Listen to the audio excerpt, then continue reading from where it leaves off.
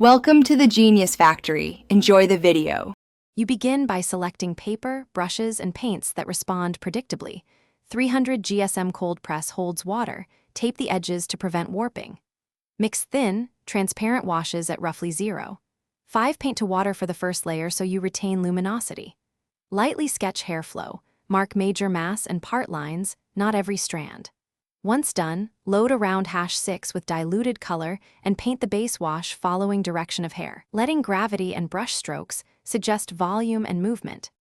You continue by glazing 2 to 3 thin midtone washes, allowing complete drying between layers to avoid muddying. This builds depth while preserving shine.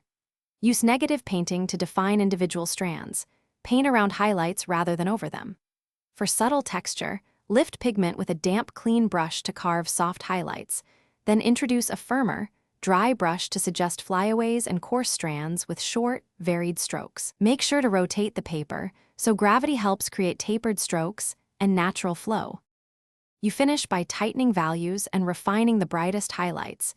Either preserve paper white or lift late using clean water and tissue to reveal gleam. Apply the darkest accents sparingly with concentrated pigment, essentially a 1:0 water ratio, to anchor form and create shine. Once complete, step back and evaluate overall contrast. Make subtle glazes to unify temperature and edges. If things go wrong, too dark or muddy, lift with damp brush and blot, then let dry and glaze a corrected wash to restore harmony. Thanks for watching. If you found this helpful, don't forget to like and subscribe.